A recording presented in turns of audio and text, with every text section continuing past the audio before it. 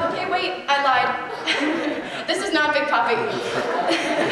This is Sandy, and she was Big late, Mama and S. so we started without her. But she's here now, and she's also just a teaser. Now, Big Poppy.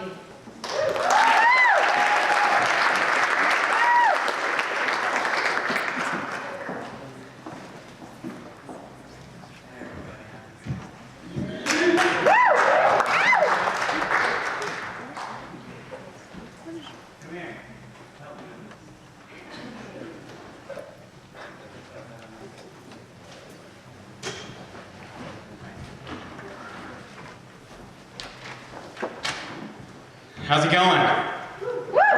Okay, let's do this all over again because that was just like a weak ass. I hate flying, and I flew all the way the fuck here from Austin, Texas, and the weather sucked, and y'all were giving me the golf clap. Ladies and gentlemen, give it up for Big Papa E!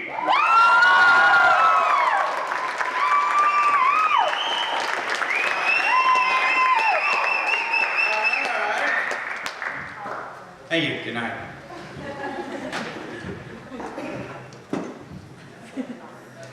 What? It's gum.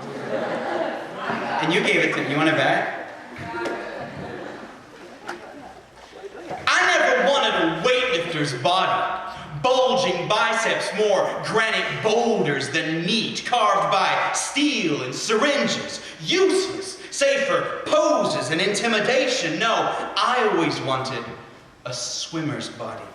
Perfect poetry in motion. Liquid made flesh. Hairless and streamlined. Muscles taut as drumheads pounding rhythms on the surface of the water in a syncopated symphony of grace and power and purpose.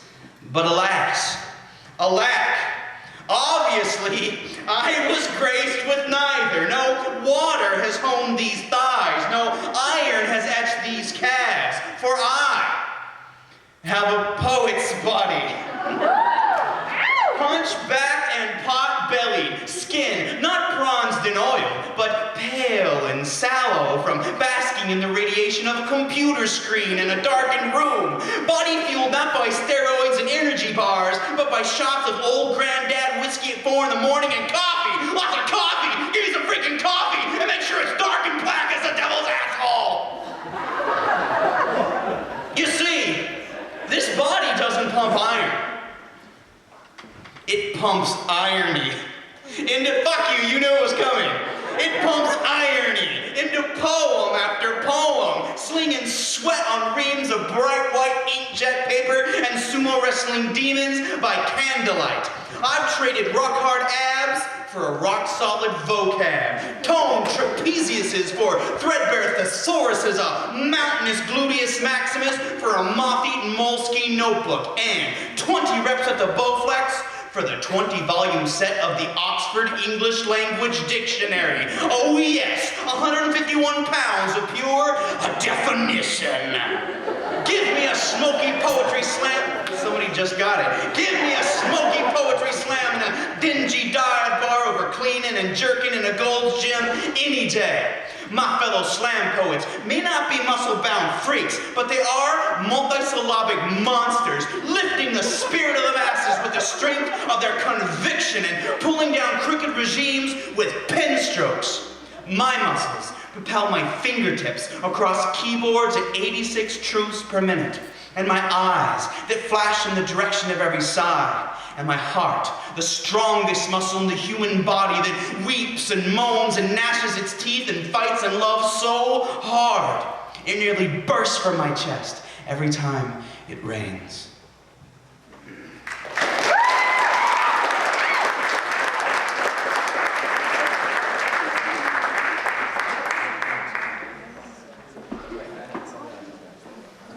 I hate flying. God damn, it was so beautiful up there until we started coming down out of the clouds. And then that shit wasn't beautiful at all. I threw up a little bit in my mouth. I did. You think I'm playing, but I did. You went, who is this guy? He's so crazy. I like him very much. Very nice. Very nice. Very nice. High five. High five. Hello. Ha. Woo woo wowies. Okay, who's seen Borat? That shit is so ridiculous, for real. I was laughing so hard that my spit started tasting different. I think I went, kuh! Dude, lung. I totally, like the part in the hotel room with the naked dudes. Oh my dear God. You've never seen that before. Unless you've come to one of my family reunions, in which case it's all the time. Dad, get off top of Uncle Bubba. I actually do have an Uncle Bubba. Yeah. I have the most teeth my family has ever known. And no meth addiction. Yes, Dad? When did you get out? Okay, can I just say that I think I might be, metaphorically, a little tiny bit in love with Jess because, oh my dear God. Have you guys seen Roman Holiday? Okay, so huge, suddenly, in front of everybody, Jess, holy crap, she rocks my socks. And so, she came up here, and yes, watching my socks currently being rocked. And I wanted to dedicate this poem to Jess, because she kicked her ass to get me here. You have no freaking clue, okay? I'll tell you the story later, but she kicked her ass to fill this room full of people, so give it up for Jess right now.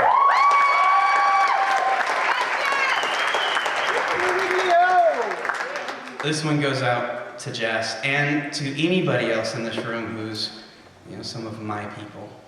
There are my people. You are one of my people. You are definitely one of my people. You, not so much. Not so much. So this goes out to Jess and the rest of my people. It always happens. When I rock a microphone, I feel 10 foot tall and luminous, steel-toed and bulletproof. But then I'll walk triumphantly off stage, and inevitably, some tall fucker walks up to me and feels compelled to state the obvious. Wow, Big Papa E, you're not very big, now are you? Well, allow me to fashion a witty retort. Fuck all y'all tall motherfuckers, short people, rah! Being short is not a shortcoming, it's a strength. All it takes to turn a tall person into a whiny little bitch is a road trip. But me, I'm getting in the back and stretching out and going to sleep. If this venue were engulfed in smoke and flames like a Great White concert, all you tall people would fall to your knees, trying to suck up all the good air. But us short people, we just walk right the fuck out, because you can do that when you're this short. We short people are built for maximum maneuverability, dodging through crowds like liquid mercury, avoiding knees and elbows with acrobatic agility. Question, if a tall person trips and falls alone in a forest, would there be a sound? Answer, fucking A, there'd be a sound! But me, I'm already so low to the ground that falling is like laying my head on a pillow. And I never bump my head on anything. If I bump my head on something, that's just too fucking low. And don't talk to me about reaching stuff, oh hell no. That's why the good Lord invented chairs and tall people. Yo, Michael Jordan, give me that tuna can off the top shelf now, bitch! And yes, the rumors are true. We short guys do indeed have small penises. That is, if you think a throbbing Eiffel Tower of flesh is small! Tall people are up to no good. All the truly innovative thinkers of the modern age have been short. Einstein, 5'3". Gandhi, 5'2". Tori Amos, 5'1". Shigeru Miyamoto, the creative genius behind Donkey Kong and Mario Brothers, 4'9", bitches! Now, I don't want you to think that I'm drinking haterade. That's not what I'm all about. With me, it's all love, Fuck tall people! Fuck tall motherfuckers who sit in front of you at concerts and movies! Fuck tall people who take up the whole damn bed like they own it! Fuck tetherball! I fucking hate tetherball! Whoever invented tetherball is a fucking jackass! And fuck basketball too! The only good thing about basketball is that the NBA has corralled those who shall be shot first! Oh yes! The revolution is indeed coming! And this revolution will not be supersized, it will be minimized! And when the short people of this world unite and rise up, you might not be able to tell right away. But when steel-toed boot-shaped bruises appear on long-ass shins the world over, you will know that me, Gary Coleman, Kid from Webster, and Mini-Me, and the fucking Oompa Loompas, and Prince, and finally had enough of your shit, begun taking over the world one step stool at a time. Represent.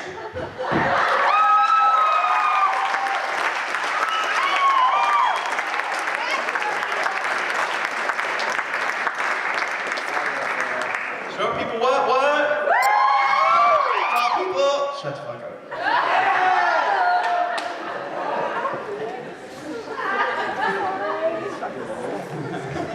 Oh, damn, I got gum all over my shit.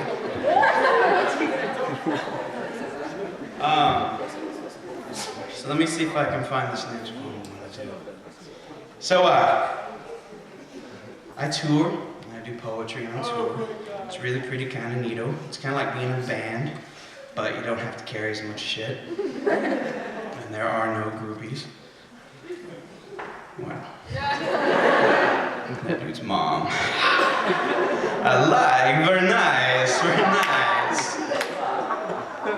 No, I'm just kidding, not so much. Outside. What? You talking about my mama? I got some mama haiku if you want me to bust out some more. Yo mama haiku. You want to hear some your mama haiku? Yeah. No, I don't want to do it. Hold on, let me see where this freaking poem is.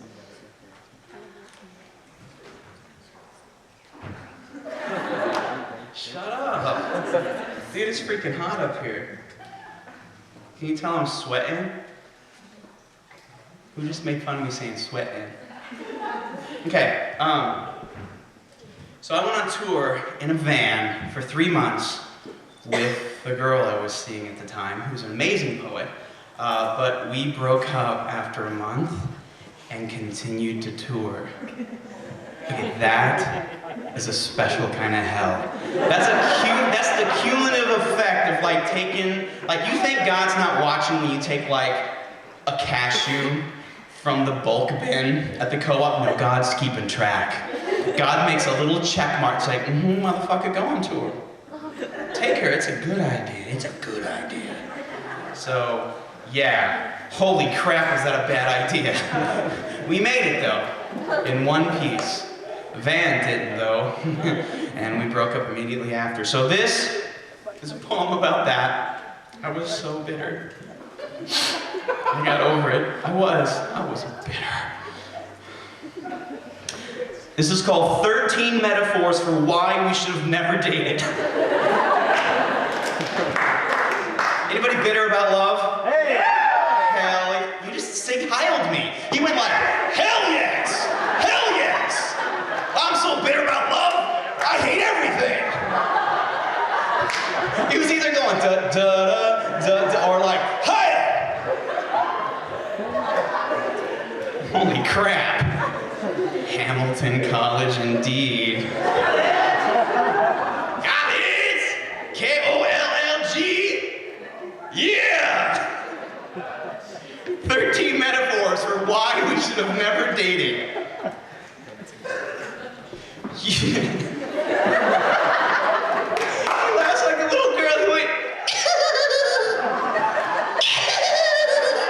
you're gonna make me pee, stop it. I'm just playing. I'm cock-blocking you now. I'm sorry. I'm sorry, man. I'm sorry. I'm sorry, brother. I didn't mean to. He's a good guy. He's a good guy. So just give him a piece of gum and tell him to stop sig-heiling so bad. 13 metaphors for why they will never date. You are the jagged, rusty tip of a nail sticking out of a polished wooden banister. And I am the little kid sliding down that banister in baby blue felt pajamas. Youch. You are the computer hard drive grinding to a complete halt. And I am the last 200 pages of the great American novel written in a mad 12-hour rush that were never saved. You are the speeding train hurtling toward the stalled Greyhound. And I am the cure for cancer whispered by the bus driver seconds before impact. You are the answering machine that eats the tape. And I'm the telephone call from Ed McMahon saying you've just won $26 million if you call back right now. You are a small furry rodent wrapped tightly in duct tape. And I am Richard Gere. You are the bullet and I am the Kennedy. I didn't say it was gonna be pretty. You are Gollum and I am Frodo's ring finger. You big fucking dorks, you got that. You are a Daytime Emmy Award and I am Susan Lucci. You are a ham sandwich and I am Mama Cass. You are a super taker bulging with oil and I am Alaska. You are George W. Bush and I am Alaska. You are the sharpened tip of a stingray's stinger. Too soon, too soon. And I'm the crocodile hunter. You are the Matrix Reloaded. And you just fucking suck. You are Michael Jackson. And I'm not gonna go there. You are the proposed sequel to The Goonies. And I am Corey Feldman. Waiting for that phone call for 15 freaking years. Which is to say, you and I do not go together like peas and carrots. We go together like candy apples and razor blades. And I'm aware of this. I know this. And yet, at 3 in the morning, I find myself staring at the ceiling and thinking about you.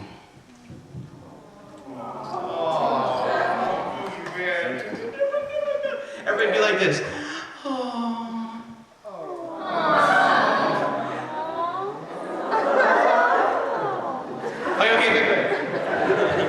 Girls, just girls, ready? Okay, just guys. I just meant all the guys sound so gay right now. Say hi.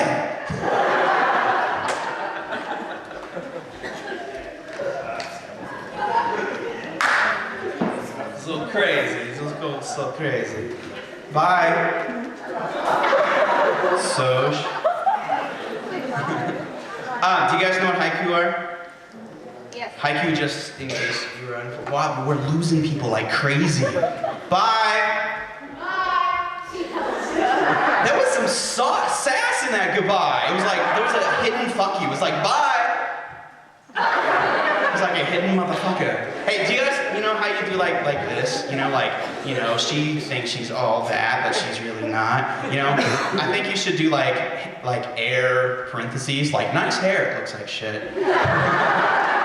I really like you, I fucking hate you. Your band's awesome, you guys suck. Okay. I'm gonna do some haiku. Haiku, just in case you don't remember, 3 lines, 5 syllables, 7 syllables, 5 syllables, usually about nature and the passage of time. I don't write like that. God was my co-pilot, but we crashed in the Andes and I had to eat him. That's it, thank you. I love you in God's way, which means I ignore you and never return your calls. Yeah, I got issues. I love babies. I just don't think I could eat a whole one.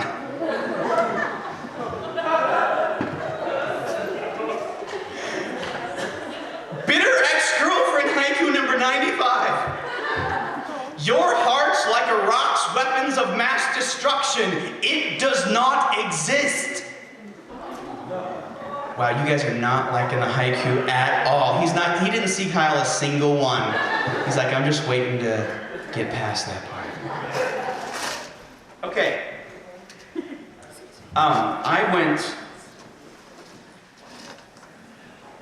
Okay, wait, I want to read a brand new poem. Can you see I'm totally sweating like a pig? Am I glistening? Watch.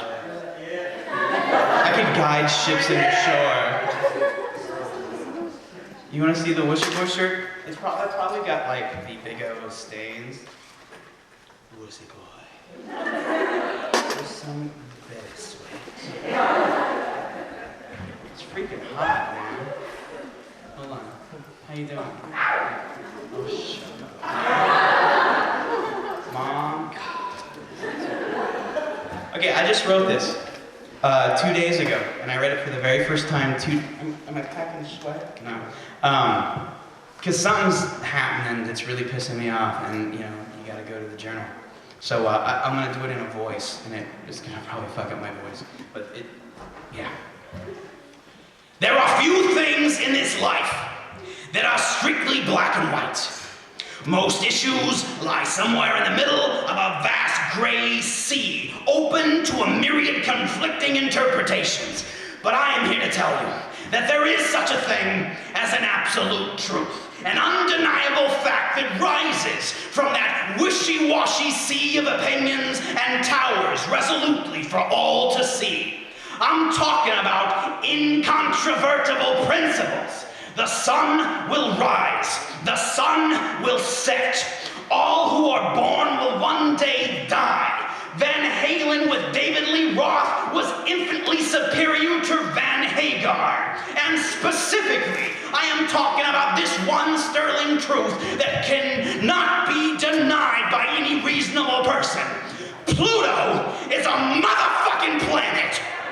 So fucking what? Some fucking egghead professor circle jerk Pluto standing in the universe to a dwarf planet. Just because Pluto is unlike any other planet in the solar system. Because it's smaller than most moons. Because it's got a bit of a strange orbit. But really, who of us in this room has never been considered an oddball, an outcast?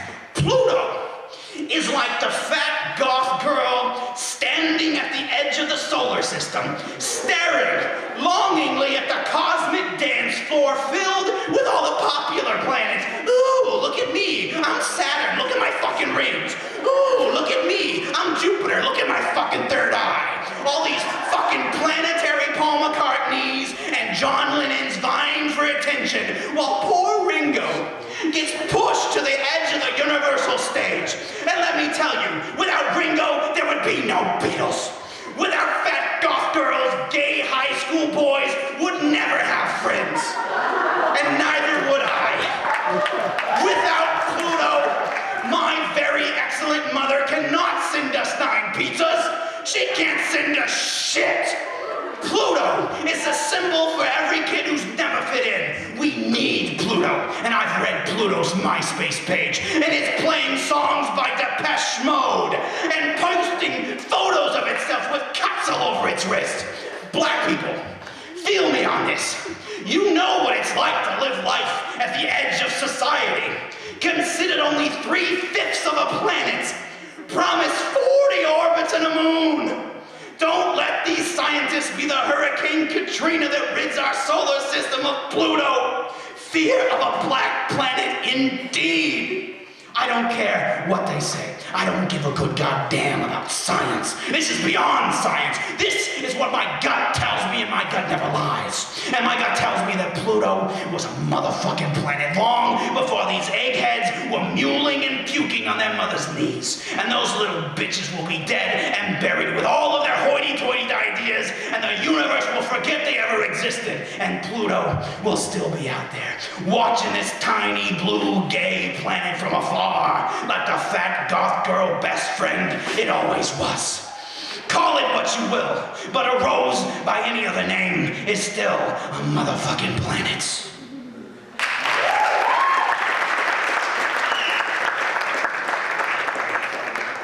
And I may never read that piece again. Okay.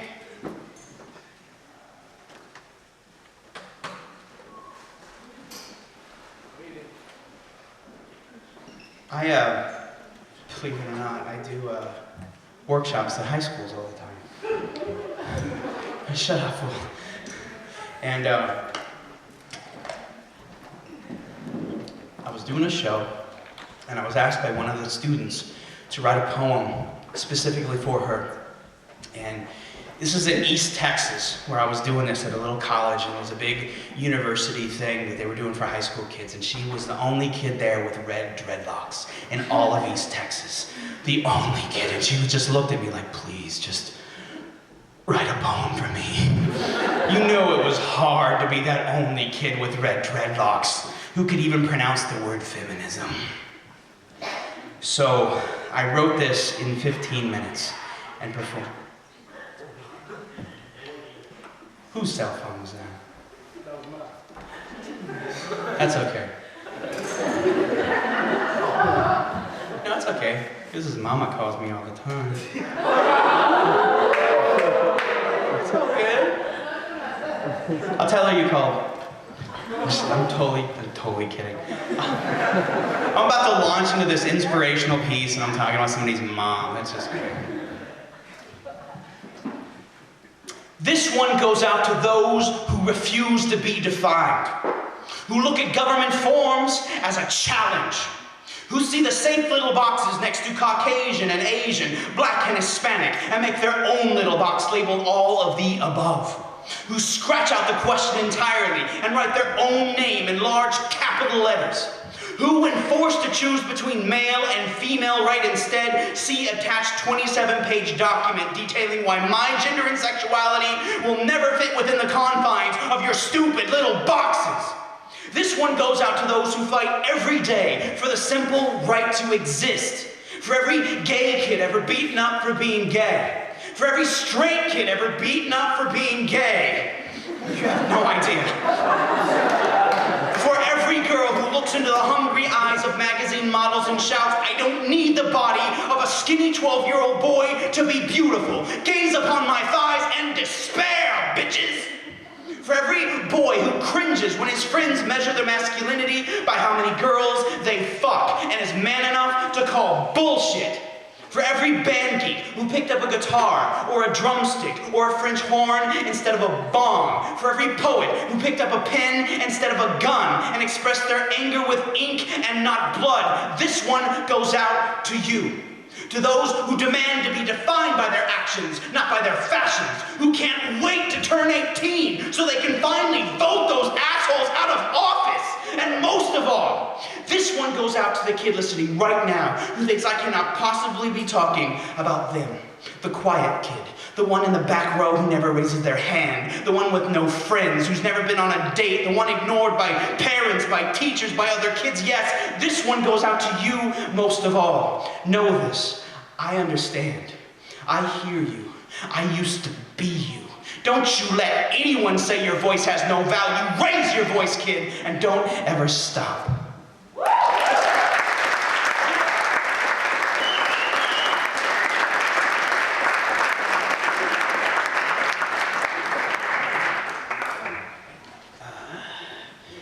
This other one is something in the same vein.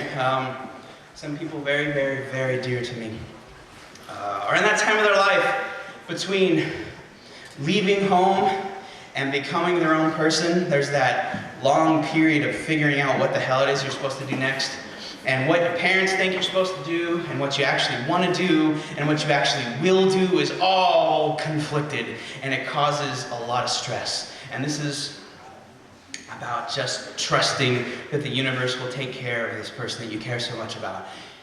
And so this goes out to Amy and Zara.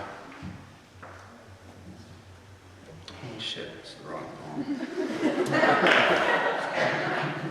Hold on just a moment, I feel so stupid. This one goes out to Amy and Zara. There comes a time in every kid's life when they must be allowed to discover this truth. The sweetest berries are in the heart of the sticker bush. It's the scratches that make them sweet. If I've learned anything about life, it's this. A knee without scars is evidence of a life unlived. Children protected from playing in the dirt become sick adults unable to fight the simplest infection. Parents can't possibly redeem themselves for past bad choices by forcing their children into closets. This will only make them blind and afraid and vulnerable, and it will make them hate you. You cannot protect me from my mistakes. I need them. I need the protection of calluses. I need the wisdom of scars. So, give me a life full of rope burns and splinters and heartfelt advice I'm allowed to ignore. Give me shins scraped by pavement and front teeth cracked by tree limbs and elbows bloodied into stories worth telling. At the end of my life, the last thing I want to see is a long series of safe choices and measured steps. Give me instead a life filled with dizzying triumphs, fueled by countless lovely fuck-ups and wonderfully painful bad choices, with cockamamie schemes that sometimes actually worked, and stories so outrageous people never stop telling them as their own. Please, God, let my last dying breath be scented with gentle regret for foolish things I had the courage to try, and none for things I dared not do. The only lessons worth learning are the ones that leave a mark.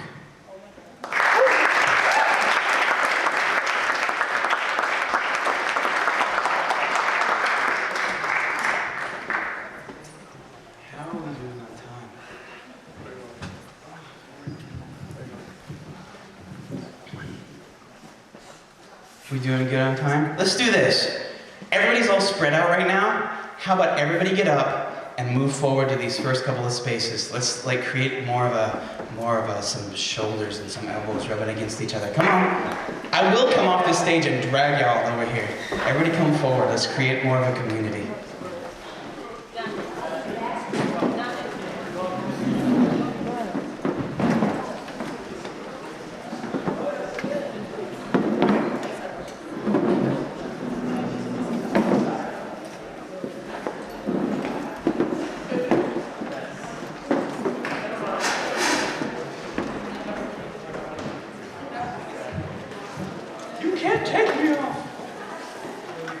Yeah, I'm just gonna do a couple more.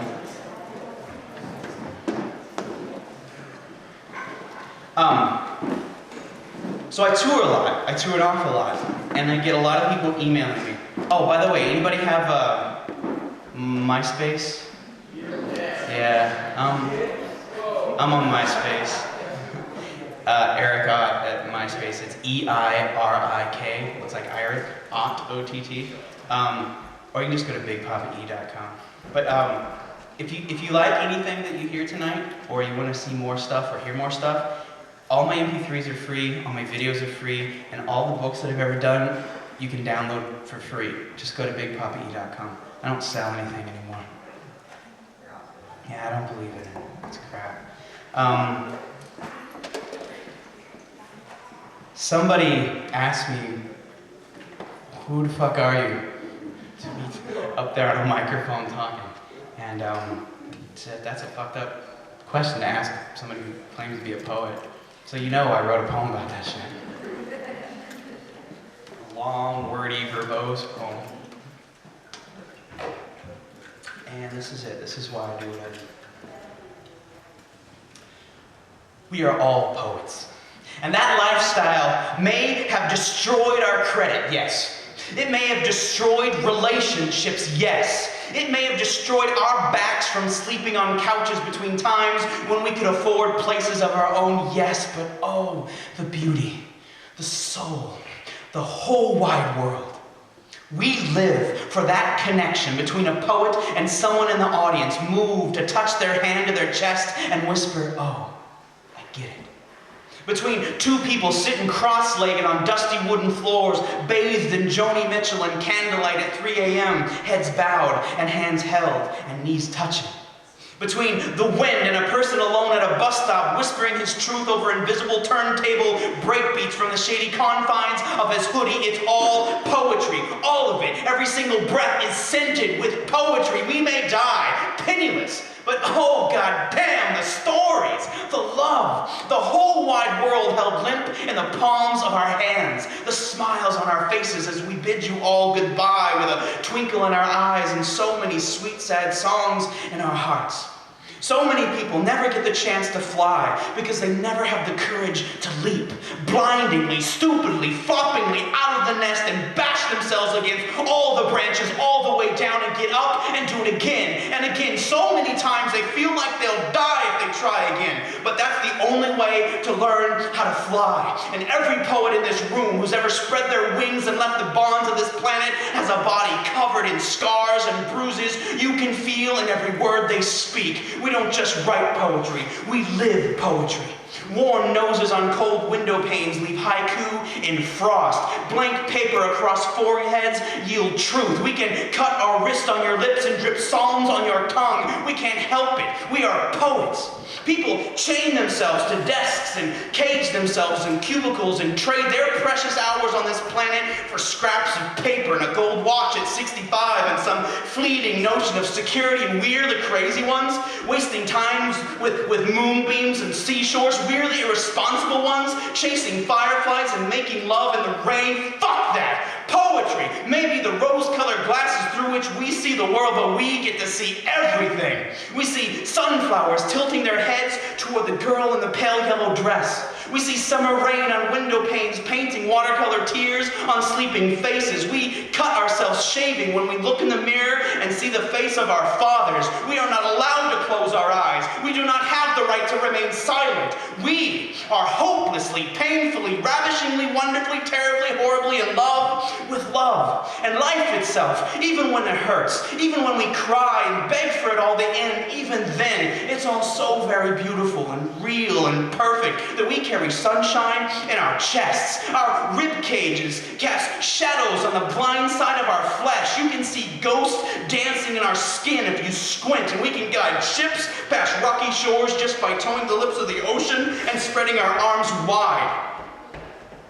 Our goal in life is simple: to be wide-eyed and breathless at the wonders of the world around us, and dance naked in the warm summer rain, and laugh, even when everything sucks, even when we embarrass ourselves live in front of audiences, even when broken shards of our hearts slip between our fingers and fall to the floor, because we may not always be happy, we may not always be right, and we may not always be beautiful, but right here and right now we are all breathing the same breath, and we are young enough to be alive, and all the stoplights are so green they sprout tendrils that tickle the tops of passing buses, and the whole wide world is still so full of magic and possibility it would be an insult not to drink deeply of it. That's what we do. We drink deeply of life in full-throated gulps. That's who we are. We are poets.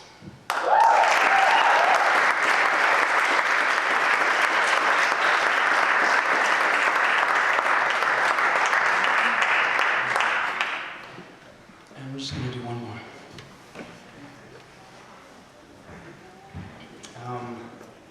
I've been reading poetry for about 15 years. I've been doing poetry slam stuff for 10 years this year. And the first road trip I ever did for poetry, I got a tattoo. Want to see it? No, I'm just kidding. It was just to see if it would hurt. And it's the last tattoo I ever got. I was like him. It hurts! Hurry up! Hurry up!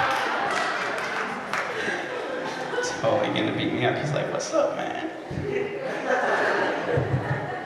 Actually kind of hurt. Oh, dear God! Don't ever do that! Oh! That freaking hurt! Is it red? Am I bleeding? That'd be so rock and roll if I'm like, yeah, I bleed for my poetry. I left blood on the stage, and my wallet, and my cell phone. Please give them back. You can keep the blood. Dude just goes, that dude is stupid. And he said it like S-T-O-O-P-I-D. That dude's stupid. Talking about my mom. I love that guy. I'm gonna kiss him.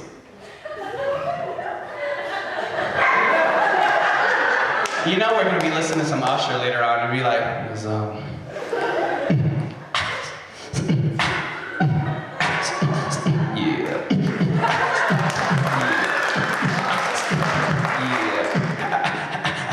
know something?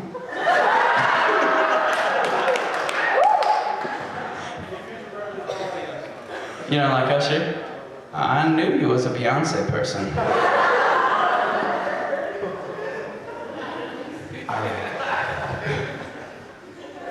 Big Papa E knifed in the middle of a poetry slam. Poetry banned from Hamilton College. So I wrote this sitting on the bed of my truck, watching the sun go down in the middle of the New Mexican desert. If you've never been in the middle of the New Mexican desert, there's no sky at all like this. It goes on for days, and I don't know why it's the same skies y'all have, but that sky kicks my ass just down, this motherfucker, it just kicks my ass. Like if you took all the ass and bundled it into one big gigantic ass, the New Mexican sky would just kick that big bundle of ass down the road. That's how beautiful that sky is. Yag Shemaj. Okay. Okay, I'll do that one last. 512 296 7. Okay, cool. It's on. So I wrote this sitting in the back of my pickup watching the sun go down, just contemplating how fucking amazing everything in the world is. There's something magical and healing about a solo road trip. It's about forward motion. Something about going somewhere and leaving something behind. It's about yearning to blow off your job and quit your girlfriend and sell off all your stuff and pack what's left into the back of your pickup truck. It's about whittling your existence down to its necessary parts, just you, an iPod, a single bed in the back, and throwing the map out of the window and getting the hell out of Dodge. It's about raising your head from the keyboard attached to a computer on a desk in a cubicle in a work center in a business that makes things for other businesses that sell things to other businesses, and realizing that your paragraph in the great American novel is due for yet another rewrite. It's about yearning to tattoo the sticky black ink of your tires across the belly of this land, to become another steel corpuscle in the freeway bloodstream and flow into towns you've never seen, and turning them over to find what's wriggling underneath.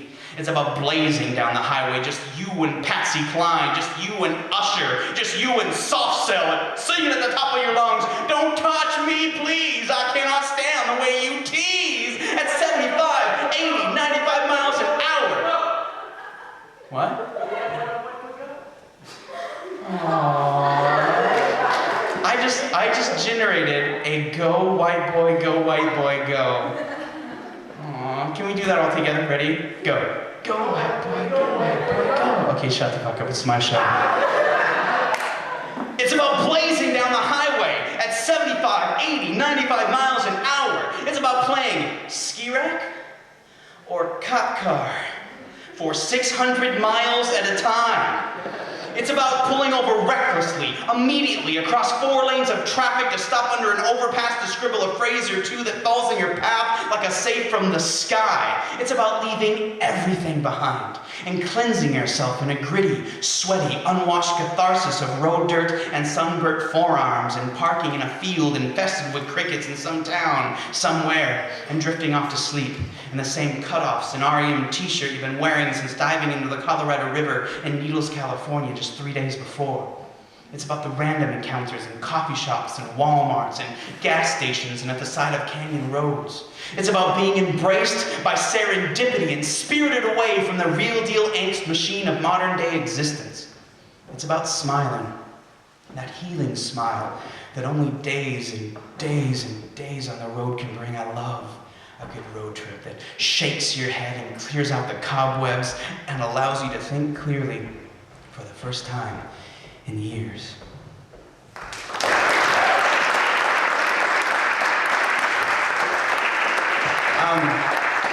There's a lot of people who got together to bring me here, so I want to thank them all. But number one, thanks for Jess. Thanks for the Emerson Society, the Emerson Literary Society, who really kicked in a lot of help and even came and picked me up at the airport. And all these people, you know, thank you so much. Poetry is really, really, really important, so thanks. I'll end with this piece.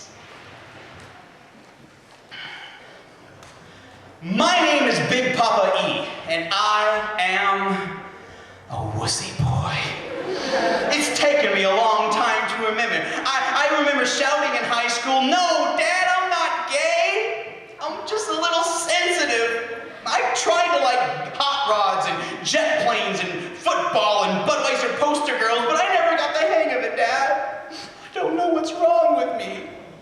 And then I saw him there on the silver screen, bigger than life, and rejoicing in the music of The Cure and Morrissey and Susie and the Banshees, unafraid of earrings and hair dye, talking loud and walking proud, my wussy boy icon, Ducky in Pretty in Pink. And I realized I wasn't alone. And I looked around and I saw other wussy boys living large and proud of who they were. Matthew Broderick, wussy boy. Michael J. Fox, wussy boy. And Lord God, King of the wussy boy movement, John Cusack in Say Anything, wussy boy.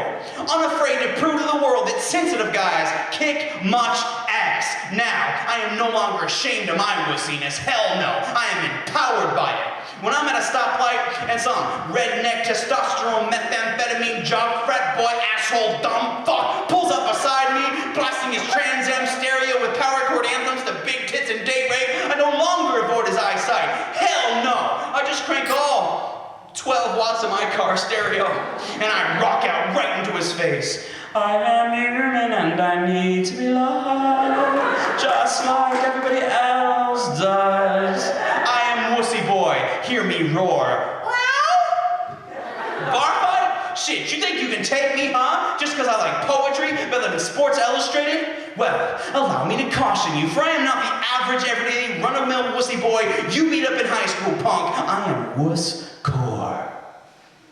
Don't make me get Renaissance on your ass, because I will write a poem about you. A poem that tears your psyche limb from limb, that exposes your selfish insecurities, that will wound you deeper and more severely than knives and chains and gats and baseball bats could ever hope to do. You may see 65 inches of wussy boy standing in front of you, but my steel-toe soul is 10 foot tall and bulletproof. Bring the pain, punk! Beat the shit out of me. Show all the people in this bar what a real man can do to a smack-talking wussy boy like me. But you better remember, my bruises will fade, my cuts will heal, my scars will shrink and disappear. But my poem about the pitiful, small, helpless, cockman oppressor you really are will last forever. Biatch. Thanks.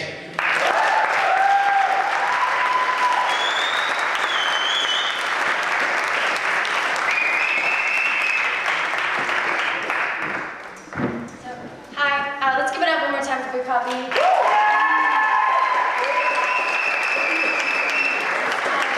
going to be doing a workshop tomorrow at the Underground Cafe, I think, right? Yes. The what? The Parkway Rec Center. Yes? Okay, yeah. So we're passing around a jar, though, right, for donations to the Underground Cafe. If you guys just get that around, if you can just donate like $1 or something, it's a really good place. And I want to thank you again for coming out. So, awesome.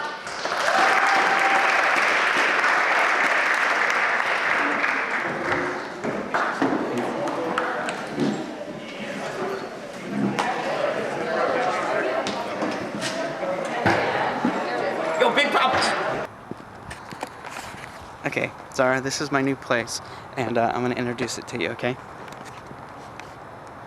Look at that magnolia tree in the front yard. Isn't that cool? And that's the front of the house.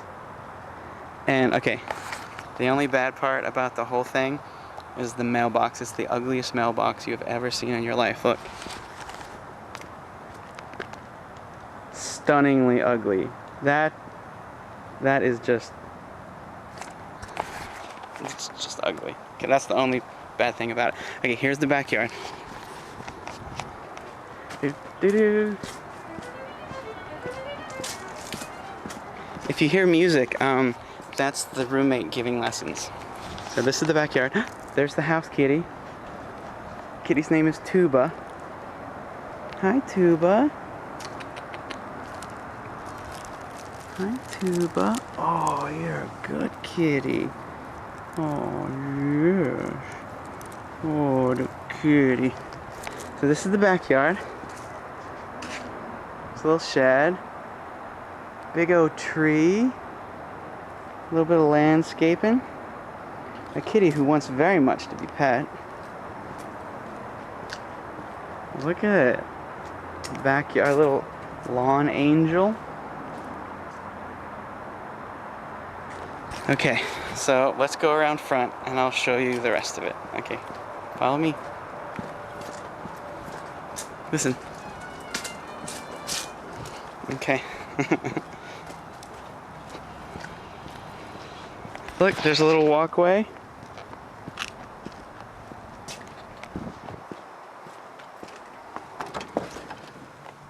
Okay. This is the living room.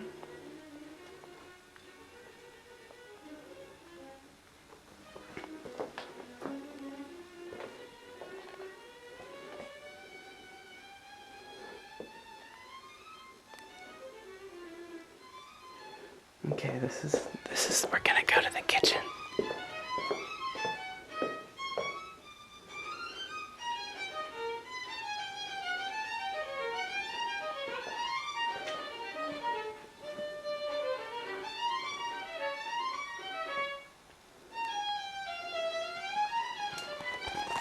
Let's look in the refrigerator.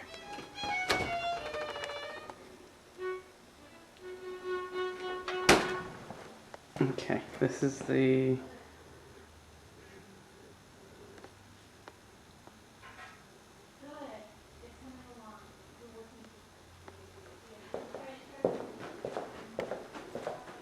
Okay, this is my room.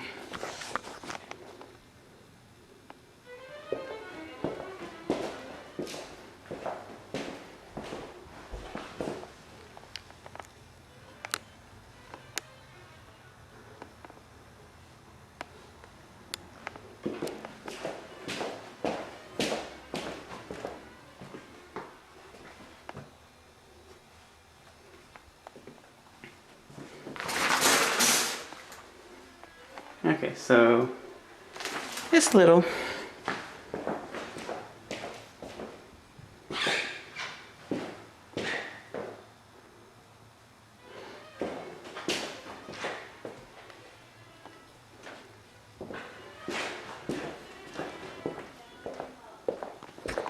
And this is the other room.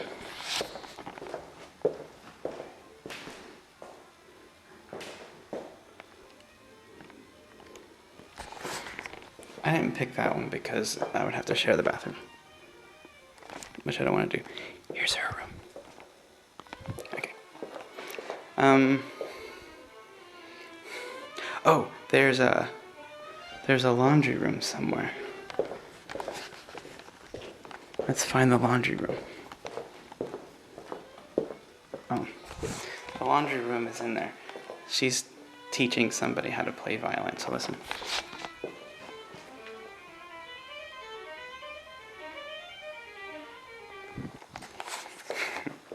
Okay, so I'm gonna move some of my stuff in, and I'll be right back.